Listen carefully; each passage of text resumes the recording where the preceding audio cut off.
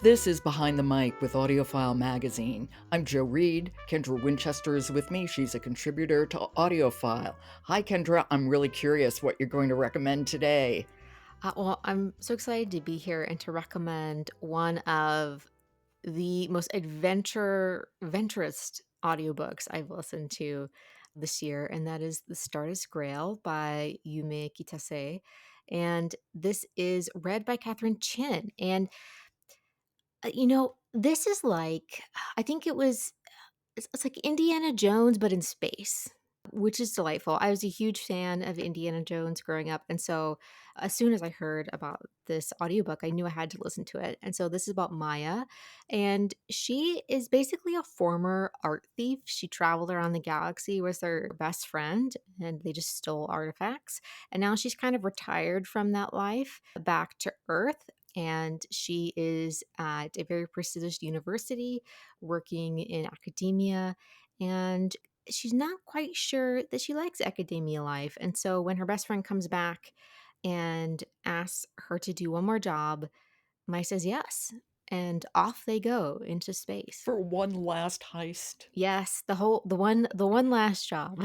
But this is supposed to be I read the reviews for this and they've been really glorious. That it's fun and it's out in space and as you said, it's Indiana Jones-ish, but at the same time, it really is kind of textured too. Yes, there's lots of discussion of privilege and colonialism in this book. Maya's from a different settlement on the moon, and so she's kind of new to life on Earth. And there was this whole war of people trying to separate from connection with Earth and her settlement, and so she has lived through that. So she has a very different perspective than the humans who grew up on Earth, and so she's much more sympathetic to alien species. So her best friend is a type of alien that's sort of like an octopus, but with a lot more tentacles of different kinds going on. And so they have to have water. The characters, I think, are really what drive the story. And tell us about Katharine Chin and how is she narrating not just humans, but all kinds of species and non-human species. I felt like Katherine Chin did such a great job. She's able to capture Maya's voice, who's very spunky and vibrant, and she has a this type of charm to her of this gallivanting adventurer kind of type. But you also have this robot who wants to be human and is trying to download different emotions and find these software programs. You have this former soldier who's wounded, and what Catherine Chin does is like pull out the emotion and the depth to those characters with her performance. Well, why don't we hear a little bit?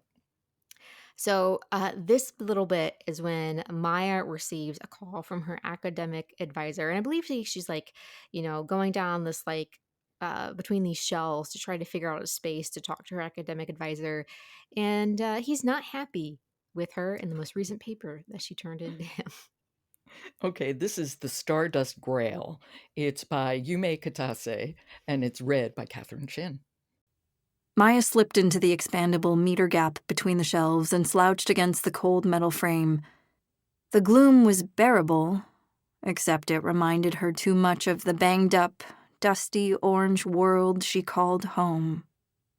She removed a chunky camera ring from her pinky and balanced it on the lip of a shelf, then touched her earlobe. Dr. Liam Watterson's head materialized above a row of mint-condition, crimson-bound minutes from some conference on interstellar relations. His face was puffy and pale under a shock of red hair, except for a flush that blotched his cheeks and neck. Scowling, as usual. For as long as Maya had known him, he was irritated or anxious, or both. And there was something comforting about his consistency. "What is this?" he asked, without preamble. So he had read the paper. Wow, so it really does some interesting combination of world building, but at the same time, it's ye old academic advisor. Apparently, they stay stable throughout the millennia. Yes, for sure. And that's one of the things I really appreciated about the author's approach to world building was that it's just a lot of it's pretty seamless through the story, and you don't have these long sections where you're just getting like an info dump. It's like woven throughout the plot of the narrative so that you're just getting the information as the story is moving forward. And that's a hard thing to do, I think, for a narrator. I'm glad she's so successful. Yes, I agree. Okay, that is The Stardust Grail by Yume Kitasei, and it's read by Katharine Chin. Thank you so much. I will talk to you tomorrow, Kendra. All right, look forward to it. Jennifer L. Armentrout's latest thrilling story, Born of Flesh and Blood, is available now and is the sponsor of today's episode of Behind the Mic. I'm Jo Reed. I'll talk to you tomorrow.